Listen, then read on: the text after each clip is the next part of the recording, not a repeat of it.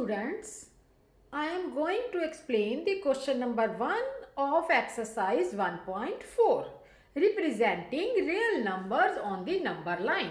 इस क्वेश्चन में हम क्या करेंगे, एक रियल नंबर है जिसको हम नंबर लाइन के ऊपर रिप्रेजेंट करेंगे. जैसे visualize 3.765 on the number line by using successive magnification. Number line के ऊपर है तो ये देखो, पहले तो हमने इसमें ये देखना है कि ये नंबर्स 3.765 किस नंबर्स के बीच में आता है. तो ये 3 और 4 के बीच में आता है. हम क्या करेंगे, पहले एक नंबर लाइन बना लेते हैं और उसके 10 पार्ट्स करते हैं. देखो 1 2 3 4 5 6 7 8 9 10. यहाँ पे मैंने 2 सेंटीमीटर का डिफरेंस ले लिया है. फर्स्ट पार्ट पे हम 3 नेम देते हैं और नेक्स्ट पार्ट पे 4 नेम देते हैं. अब ये नंबर लाइन के ऊपर 3 और 4 ही सिर्फ हमने ड्रॉ करना है, बाकी की नंबर लाइन हमने ड्रॉ नहीं की है. ठीक है, ये 3 हो गया, ये 4 हो गया, क्योंकि ये नंबर जो है 3 और 4 के बीच में है. अब ये जो फर्स्ट पार्ट है ये 3.1 फर्स्ट पार्ट ये रिप्रेजेंट करेगा. सेकेंड पार्ट क्या रिप्रेजेंट करेगा, 3.2. नेक्स्ट 3.3 3.4 3.5 3.6 3.7 3.8 3.9 और उसके बाद 4. अब उसके बाद हमें क्या देखना है, हमें ये नंबर देखना है 3.7. ये रहा 3.7 और ये रहा 3.8. अब हमने ये जो देखो यहाँ पे क्वेश्चन में क्या है, यूजिंग सक्सेसिव मैग्निफिकेशन. मतलब कि हमने 3.7 है ना, तो ये 3.7 और 8 के बीच में होगा ये नंबर. अब इसको हमने ये बड़ा करके देखना है, इसको हमने बड़ा करना है. एक और नंबर लाइन ड्रॉ करेंगे. इस चीज को अब हम बड़ा कर रहे हैं. ठीक है, इसमें भी ऐसे ही करेंगे. पहले एक लाइन ड्रॉ करेंगे और उसके 10 पार्ट्स करेंगे हम. 1 2 3 4 5 6 7 8 9 और ये 10 इक्वल पार्ट्स हो गए.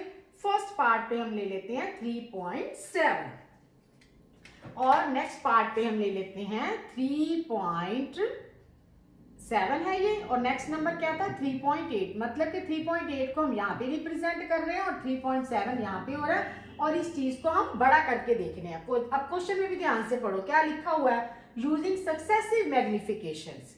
तो ये मैग्निफाई करके देख रहे हैं, इसको हम बड़ा करके देख रहे हैं. और फर्स्ट पार्ट क्या रिप्रेजेंट करेगा, 3.71 3.72 3.73 3.74 3.75 3.76 3.77 3.78 और 3.79 और उसके बाद वाला 3.8. हमने इस चीज को अब बड़ा करके देख लिया. इसी को कहते हैं यूजिंग सक्सेसिव मैग्निफिकेशन. अभी हमने एक बार मैग्निफिकेशन किया, अब हम आगे डिजिट के लिए और करेंगे. क्या है 3.76, तो ये रहा हमारा 3.76. अगला डिजिट 6 है ना, तो हम यहाँ पे पंच के 3.76 और 3.78. अब हम इस चीज को, ये जो सर्कल मैंने लगाया है, इसको हम बड़ा करके देखेंगे. फिर हमें एक नंबर लाइन बनानी पड़ेगी. तो हम एक बार और नंबर लाइन बना के उसके 10 पार्ट्स करते हैं और अब हम इस चीज को मैग्नीफाई करेंगे, इस चीज को बड़ा करके देखेंगे. पहले एक लाइन बना ली, उसके हमने 10 पार्ट्स किए हैं.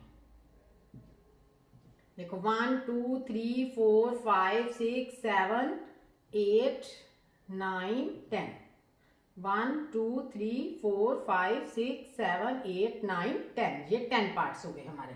ठीक है, और यहाँ पे कौन सा नंबर था, अब ये वाला जो नंबर है ये हमारा आ गया 3.76 और ये वाला नंबर इस तरफ आ गया 3.77 है और ये 3.6 है. अब सेम इसका मतलब हम ये जो सर्कल में है ये 2 नंबर्स हैं. अब हम यही नंबर क्यों लिया, क्योंकि यहां से 6 देखा था हमें 3.76.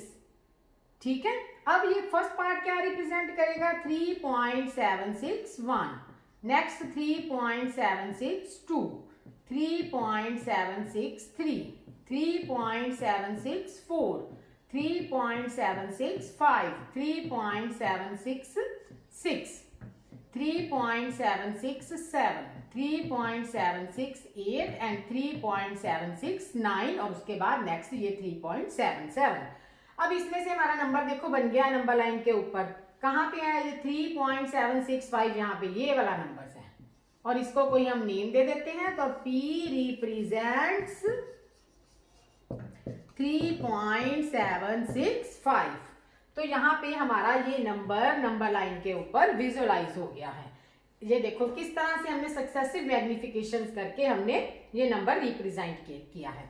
सबसे पहले एक बार शॉर्ट में आपको रिपीट करवा देती हूँ। ये देखो पहले हमने 3 था, पहले हमने 3 देखा। 3 कहाँ पे आता है? 3 और 4 के बीच में। तो हमने यहाँ 3 ले लिया और 4 ले लिया और 10 पार्ट्स कर लिए उस लाइन के। मैंने यहाँ पे 2 सेंटीमीटर के लिए हैं। अगर आपने 1 सेंटीमीटर के लेने हैं तो वो भी ले सकते हो आप 1 सेंटीमीटर के 10 पार्ट्स ले लेना। ठीक है। फर्स्ट पार्ट क्या रिप्रेजेंट करेगा? 3.1, 3.2, 3.3, 3.4, इसी तरह से 3.9 तक। फिर अब नेक्स्ट डिजिट देखना है। 3.7 है तो 3.7 ये रहा, 3.8 ये रहा। इसका मतलब ये नंबर 3.7 और 3.8 के बीच में आएगा। इसलिए हमने फिर से एक नंबर लाइन ड्रॉ की है और उसके 10 पार्ट्स किए हैं।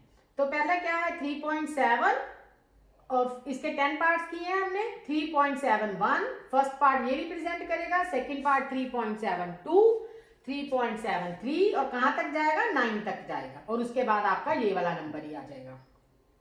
यही सेम प्रोसेस, यहाँ पे जो प्रोसेस किया, यहाँ पे जो प्रोसेस किया और यहाँ पे प्रोसेस किया, सेम प्रोसेस है। अगला डिजिट देख लेना है हमने। अब यही वाला नंबर क्यों लिया 3.76? क्योंकि यहाँ पे नेक्स्ट नंबर 6 था। तो इसका मतलब ये नंबर यहाँ पे आ गया और ये नंबर, इसके नेक्स्ट वाला नंबर यहाँ पे आ गया। इस चीज को हम अब बड़ा करके देख रहे हैं।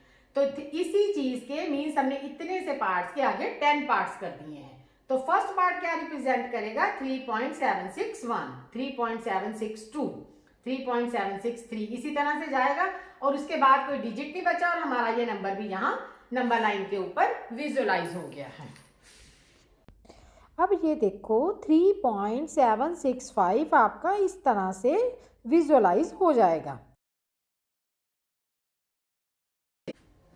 Now I am going to explain question number 2 of exercise 1.4. Visualize 4.26 bar on the number line up to 4 places of decimals.